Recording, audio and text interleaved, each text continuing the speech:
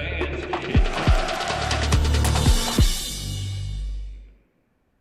All right, we're here for episode 4 of KCEN Kickoff. I'm your host, Ethan Love. Baseball has about 10 games left here in Texas, and I think it's time to call the Rangers season done. They gave it a valiant effort, but they've lost 2 games now to the Houston Astros at the time of this recording in crunch time. And they have another game tonight. If they lose this one, I think it's definitely over. But losing this series, period, almost kind of puts that nail in the coffin for the Rangers, who, quite frankly, have to be perfect and go 9-0 for the rest of the season if they want to make the wild card at all. It doesn't help that the Mariners have just won 10 games in a row. So, I mean, shout out to Seattle. They're playing great baseball right now. Cal Raleigh, incredible season. And they're probably going to win the division. They're a half game up on Houston right now. The Mariners play the Astros as well after Houston's done with this Rangers series. So the way that Seattle's playing, I don't know if Houston can beat them right now. That series is probably going to decide the division. It's not looking good for the Texas Rangers. It's looking like the Astros and Mariners will represent the AL West in the postseason this year. But hey, there's 10 games left. Anything can happen. The Mariners could lose 9 games in a row. They do end the season with the Dodgers. We'll just have to see how it shakes out. But it's looking like the Rangers are probably going to be done for the season. That's our little baseball insight. We have a lot to get to here on KCEN Kickoff. NFL season is now into full swing. There's been a ton of injuries. We'll get into that. College football, A&M had a big win over the weekend.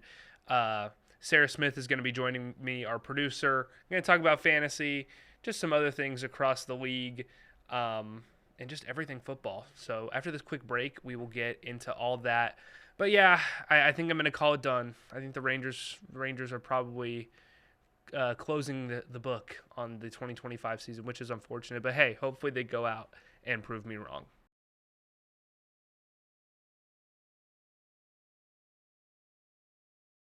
Welcome back to KCEN Kickoff here on 6+. I'm Ethan Love, joined with our producer, Sarah Smith. Sarah, we have a lot to get into in the world of the NFL, but we can start with our heated fantasy matchup because that happened between the both of us. Before we get into talking a lot. Before we get into this, can we just roll the clips from last week? No, we can actually. Of Ethan saying that we can't. He was going to beat me so bad, he was going to crush me, and that my team was terrible. But well, your team is bad, but Cam Scadabo has a touchdown for some reason because everyone got a touchdown very in clearly that my game. team is not bad because and I beat you. James Cook got a ton of points, and then Amon-Ra got 40, so it was kind of an unlucky week. So we'll leave it at that. I think they're just really skilled players that did really well, and my team actually isn't bad. I just beat you. I still scored 115 in a 16-person week, so I'm feeling okay. Sometimes a week like that where someone who's not very good is going to get really lucky, so that happens. But around the scores... My team is good. Around the scores of the league, no, it's not. Bailey beat Sydney. Brandon beat Kevin, our digital producer. Matt Farrell beat Madison. Jacob, our digital producer, beat Dana, our producer. Brendan beat Samantha, 2 producers going at it. Faith, our meteorologist, beat Adrian. And Matt Gebhardt, our assistant news director, beat Michael, a digital producer. So we are now 2 weeks into fantasy. Sarah, I'm going to ask you this. Who is the most disappointing fantasy player so far in your eyes through 2 weeks? Yeah, I got 2 Lions players on my team. One of them is impressive, Amon-Ra, but the other one, Sam Laporta, hasn't been impressive. I mean, the Lions are just a phenomenal team. They have a lot of weapons on their team, a great running back core, great wide receiver core. So Laporta isn't getting those looks, and I thought that he would get more production, he would get more looks, but that's just not what I'm seeing. Hopefully, as the season goes on, he'll get some more looks, but my backup tight end is Jake Ferguson, and he actually is getting those looks, even though the Cowboys' offense is kind of shaky. So he might be getting a start in my lineup this week. Yeah, and there's just a lot of mouths to feed in that offense, but you would like to see the tight end, Laporta, especially after a great rookie season he had, and then last year wasn't too great. Hoping for some bounce back points from him. But I'm definitely going to have to go with A.J. Brown. on the Eagles, and the Eagles have just been a run-first offense so far this season. Nobody's really been able to stop the tush push and Saquon and Jalen Hurts taking off. So until someone can establish a good run defense at the line, I don't think they're going to throw much. And that's really hurting A.J. Brown so far and Devontae Smith. Really, a lot of their receiving targets are hurting just because of how good Saquon is. And around the league, there's been some other duds. Brian Thomas Jr., I have him in a couple leagues, including the KCEN one on the Jaguars. He has not been great. A really bad game, sloppy game against the Bengals. On Sunday, Omarion Hampton on the Chargers as well has gotten off to a slow start after a lot of people thought that he would be the next great running back for the Chargers. And then there's just been a lot of injuries as well, so that's always a part of it. But we are only 2 weeks in. But kind of piggybacking off of that, Survivor, we're down to 4 people. A lot of people got out, which was a little disappointing just because they didn't make the picks. And Sarah, you almost forgot to make a pick because you said last week you were going to pick the Colts over the Broncos, but you ended up doing the Cowboys, and you got out by the skin of your teeth. I did. Watching that game, we were at the 49ers game, so I wasn't watching too heavily because I was focused on the game in person. But after the game, looking at the scores, I was like, oh my God, am I really about to get out right now? Because Daniel Jones hit Malik Neighbors for that super late touchdown, and I was freaking out. But Brandon Aubrey, the best kicker in the league right now, saved me. The game went into overtime, and towards the end of the overtime, it kept going back and forth, and Aubrey drilled it in and put the Cowboys over to win in the clutch. Yeah. And so I'm still alive. Still alive. So. I am still alive as well. I picked the Rams over the Titans. Even the Titans made it close there for a second. Mm-hmm. And we have Kevin, our digital producer, and Brendan, our producer, who are still in on Survivor. But this week, I'm going to go with Green Bay over Cleveland. I think we're getting to that point where we can kind of see clear as day what's going to happen. I know I'm using Green Bay early, but again, it's still early, so anything can happen. I don't like a ton of the matchups this week, so I'm going to go with the safe option and take Green Bay over Cleveland. I think that's going to be relatively safe this weekend, but, it's the NFL. Things happen. Sarah, who do you got? Yeah, I know I was going to pick the Colts last week and ended up picking the Cowboys, so I'm doing the Colts this week. Daniel Jones, believe it or not, is second in the league in passing yards, and he hasn't had great seasons recently, so I think this was really good for him. He's really made an impact on the Colts. He has no interceptions so far, and they're playing the Titans this week, they're a team that's not super great right now. I know they made it close against the Broncos. I also have Cam Ward on my fantasy team, and there wasn't a whole lot of production out of him, so I think that this could be a really great game for the Colts to keep their momentum going. And yeah, Sarah, kind of piggybacking off of that, there's been a lot of significant injuries that have happened in the league this season, especially to quarterbacks. So who do you think has had the most significant injury as far as impact to their team so far?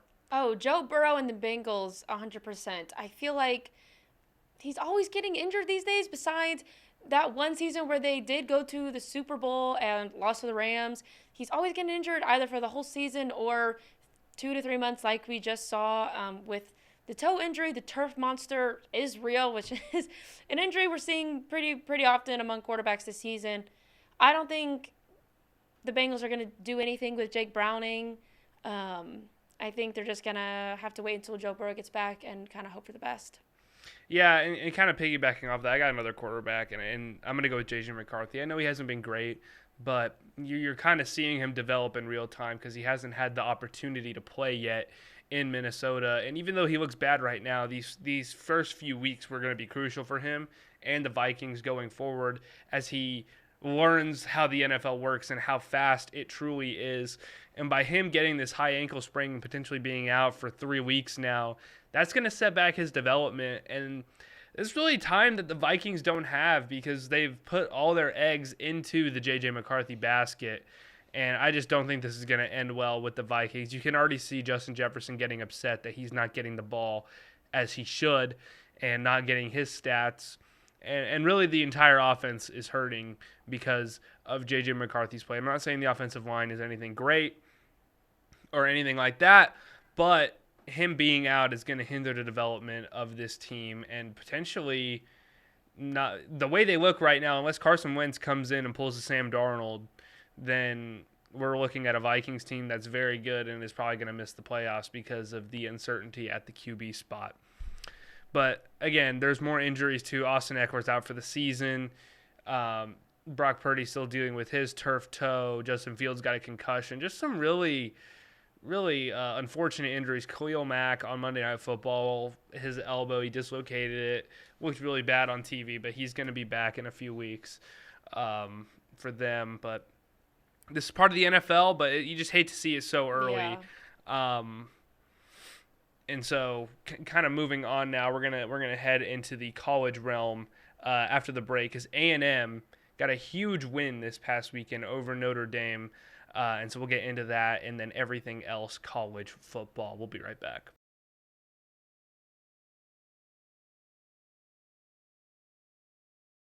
All right, Sarah, we had a big college football weekend, especially here in our viewing area. A&M had a huge game over Notre Dame that was broadcast right here on KCEN, and we were actually at Caesars during this game, and we were able to watch it on the big screen and have an eruption of reactions to that final play of the game. And I think the biggest takeaway for me is that Notre Dame is still ranked at 0-2, which is the first time that's happened in forever. Yeah, I'm pretty sure the last time that happened was like in the 80s or something. It's been a while. A long time. I don't know the exact year, but it's been a while. But A&M, hey, they look good. So maybe Sydney's package that they did on the Almost Aggies, maybe that really is coming true, that they are tired of being the Almost Aggies every single season. But hey, we'll see what happens when they get into conference play in the SEC. We know how that goes. Can be any given week. But kind of moving on to their rival now in the SEC, Arch Manning, another kind of poor performance, this time against UTEP, which I think raises some concerns from Texas fans and everyone around the nation going like, hey, what are we watching? Like, is there something wrong here? And what I think is that I think he's hurt.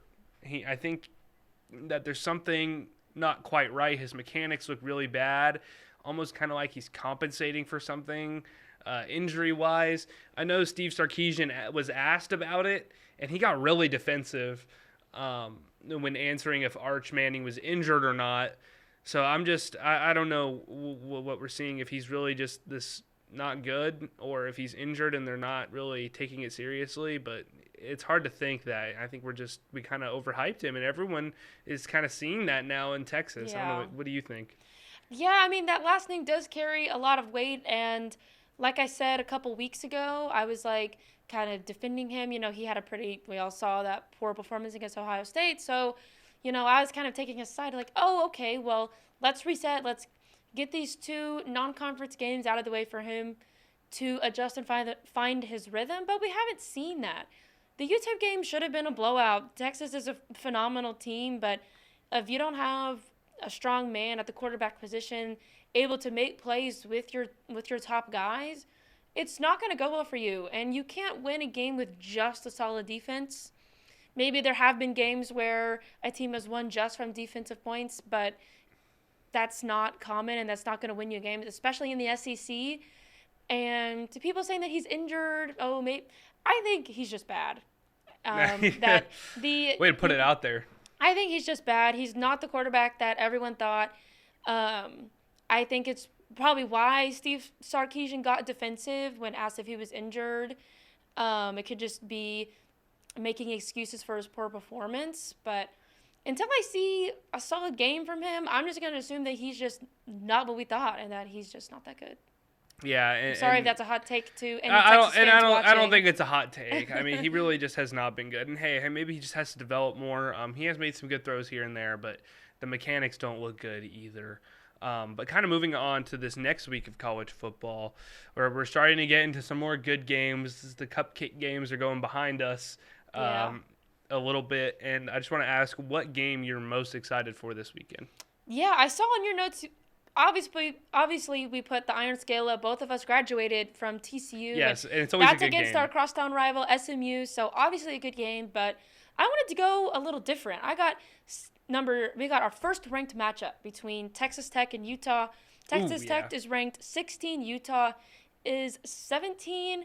This is going to be a phenomenal game. Obviously, the Texas Tech quarterback, Baron Morton, is phenomenal. He nearly has 1,000 passing yards already this season. And that's ridiculous. They've had like some big 3 blowout games. Yeah. Yeah, it's ridiculous. And both teams have an established run game. Texas Tech's Adam Hill has around 200 rushing yards, and Utah's Wayshawn Parker has just under 200 rushing yards. And also, not to mention, Utah does have a dual-threat quarterback who it currently leads in rushing yards, and that's kind of the new wave of quarterbacks. You see a lot more college quarterbacks having a strong passing game, but also being comfortable taking the ball on their own to make plays. This is going to be a phenomenal game. I'm honestly a little more excited to watch this than TCU because we have 2 really strong contenders in the Big 12 facing off. And I hope that these teams that are super talented will give the Big 12 some more credit in our talent, because we often kind of get cast aside. Oh, the SEC is the big thing, but no, we do have contenders in the Big 12. Yeah, and I did write down the Iron Skillet as you kind of foreshadowed there. It's just the last Iron Skillet matchup that there's going to be, at least for a while. They haven't renewed the matchup or anything like that, which I think they will. This is an important rivalry in the Fort Worth and Dallas area. But it's 2 good teams. SMU's coming off of a short loss to Baylor, that tough one in overtime. And TCU, they obviously beat UNC to open the season. So, again, this is 2 really good teams that are facing off here for the final Iron Skillet in Fort Worth. So I'm just very excited for that one. Yeah, TCU also has a big win off of Abilene Christian from over the weekend, so they also have that winning momentum going into this game.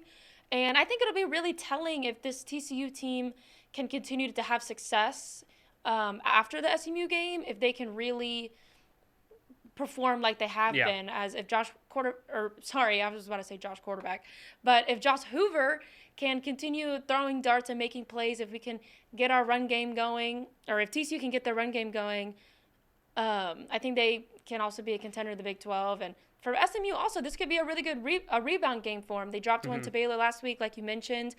A lot of late mistakes. Kevin Jennings looked a little flustered, but this could be a good game. I'm excited for it. Yeah, and there's just a lot of good games, too, especially in our viewing area. Baylor's taking on Arizona State, who won the Big 12 last season. That's going to be a huge game for the Bears, who their defense has not looked great, even though Sawyer Robertson, the offense, has been kind of picking up the slack there. And then A&M, a ranked matchup against Auburn. In 2 weeks, A&M has a bye week after Notre Dame, which is good. It's going to give them 2 weeks to prepare for Auburn, which is a good team. That beat Baylor, so we'll see another Auburn matchup in our viewing area. So just a lot of good games. And then, of course, on the high school side of things, we have Friday Night Lights. We'll be out at Salado. They're hosting Little River Academy. The Bumblebees. I know they're 0-3 right now, but I'm still Sarah, a believer. we did mention you in the Game of the Week show that you are a big Bumblebees fan. And then on Saturday, obviously, we got Baylor. We'll have all the coverage on that one and the big storylines from college football. And then, again, we have Sunday Night Football here on KCEN. The Chiefs and the Giants. So that'll be an interesting one. 2 0-2 teams looking to get their first win. But that's all I got here on KCEN Kickoff. Sarah, you got anything else? I just want to add, if the Giants beat the Chiefs, that's gonna be a fun one. I feel like I will never be upset ever again in my life. That would just be the Chiefs starting 0-3 would be a little interesting, to say the least. But also, wouldn't it be so poetic if they started 0-3 and there was all this press on, are they frauds, and then made it to the Super Bowl again? I hope I just didn't speak that into existence right here, but you never know. You never know. Yeah, and so we'll have to see everything that unfolds this week. But, of course, we'll be back next week for our 5th episode of KCEN Kickoff. Cindy Biggerkun joining us. She's working very hard on Player of the Week stuff, so hopefully she'll be back on next week, and we'll have a full crew ready to go for you. But thank you for watching, and we'll see you next week. Awesome.